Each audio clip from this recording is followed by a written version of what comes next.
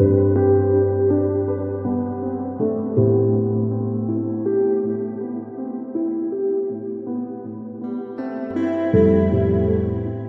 রয়েছি আমাদের বিদ্যালয় বোলপুর শিক্ষানিকেতন আশ্রম বিদ্যালয় পাওয়ারডাঙ্গা বীরভূমে।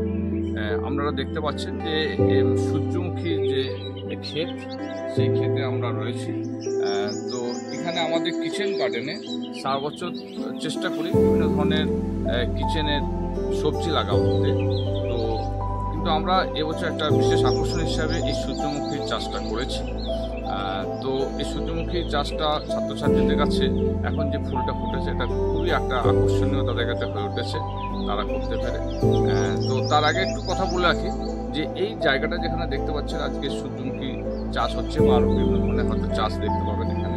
ভুট্টা চাষ থেকে শুরু করে, বিনস থেকে শুরু করে, বেগুন থেকে শুরু করে, টমেটো থেকে শুরু করে, কুমড়ো থেকে শুরু করে আরও নানাবিধ চাষ আমরা করছি।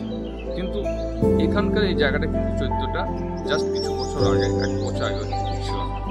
এক কথায় এটা ছিল একটা ভাগাড়, এই সমস্ত এলাকার একটা ভাগাড়, অর্থাৎ যাবতীয় পচা দুর্গন্ধ নোংরা ডাস্টি জিনিস, সে শুয়োর মরে যাক, কারো কুকুর মরে যাক, কারো বিড়াল মরে যাক, আরও নোংরা যে কোনো জিনিস সমস্ত ডাস্টবিন হিসাবে এইখানটা ব্যবহার হতো এবং লোকে এখানে যেতে ভয় পেত।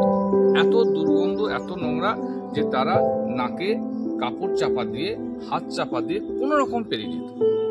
আর আজকে সেই জায়গাটা এতটা আমরা সাকসেস করতে পেরেছি যে আজকে বিভিন্ন যুবক যুবতীরা তারা ছুটে আসছে বিভিন্ন ছবি তোলার জন্য বা এই সৌন্দর্য দেখার জন্য। বিভিন্ন যুবক যুবতীরা তারা বিভিন্ন রিল বানাতে ছুটে আসছে। তাই এটা আমাদের কাছে একটা বিশাল পাওনা। তো আমি ধন্যবাদ জানাচ্ছি যে আমাদের বিদ্যালয়ে যে ছাত্রছাত্রী এবং যার পরামর্শদাতা, এখানে আরেকটা কথা বলে রাখতে হবে যে পরামর্শদাতা হিসাবে সবসময় যিনি সহযোগিতা করেছেন তিনি হচ্ছেন আমাদের লক্ষণ বিশ্বাস, লক্ষণদা।